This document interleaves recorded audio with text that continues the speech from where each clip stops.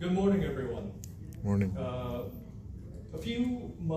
Close to a month ago, a tragic event shook our community. A bomb exploded at a mosque at a local school on the 7th of November. Thankfully, no one was killed.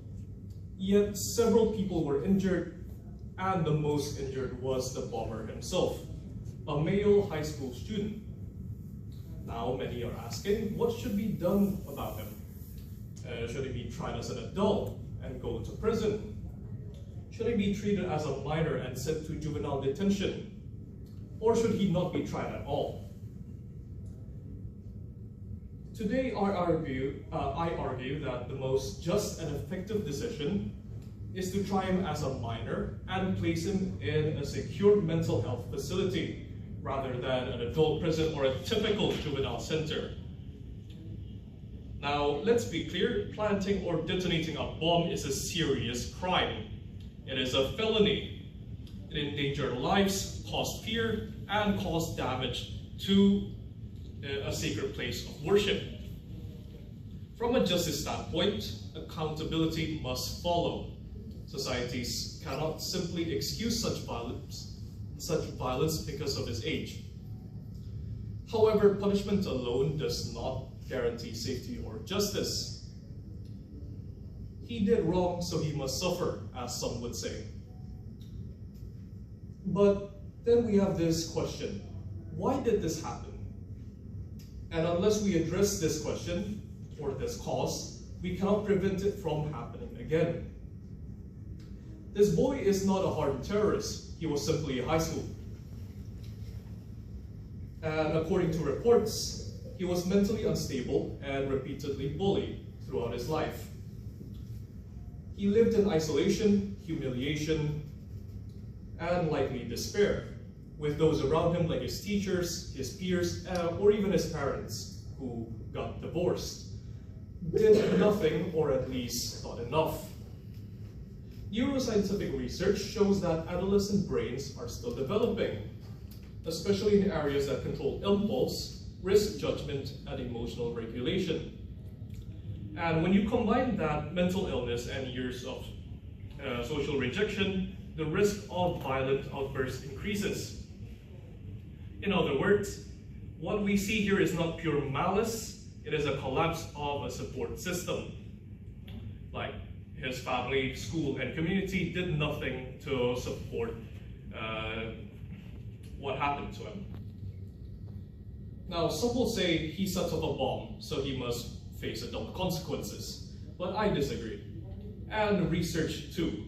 Research shows that trying minors as adults often leads to worse outcomes. Youth placed in adult prisons experience higher rates of psychological harm, physical abuse, and suicide.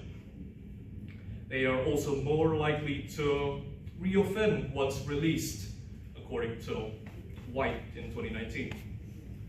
Adult prisons are designed for punishment, not rehabilitation. They do not teach empathy or responsibility. They often destroy whatever humanity remains in prisoners. Sending this boy there would likely turn a broken teenager into a dangerous man. Now, under juvenile jurisdiction, accountability remains, but the focus shifts from punishment to rehabilitation.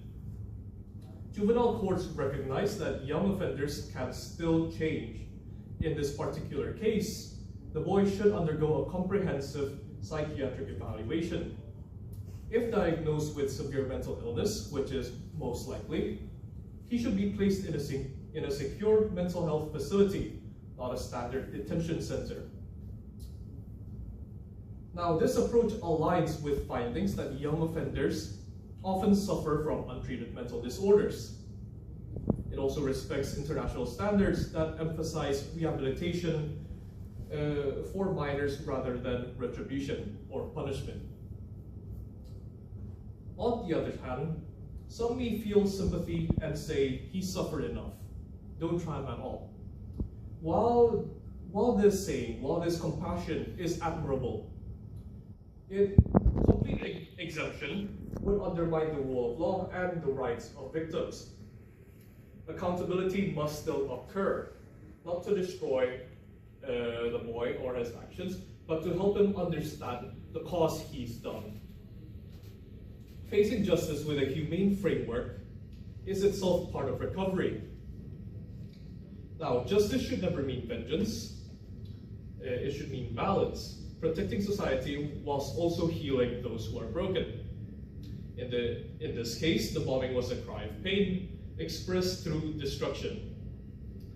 The boy's act was unforgivable, but he himself is not beyond redemption or forgiveness. So, to return to the question, should he be tried as an adult, as a minor, or not at all? He should be tried as a minor to recognize his responsibility, but instead of being locked in a cell, he should be placed in a secure psychiatric treatment facility where he can heal, learn accountability, and be guided towards change. This is not weakness, it is wisdom.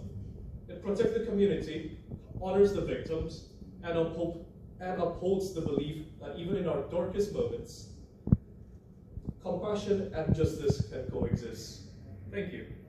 Thank you.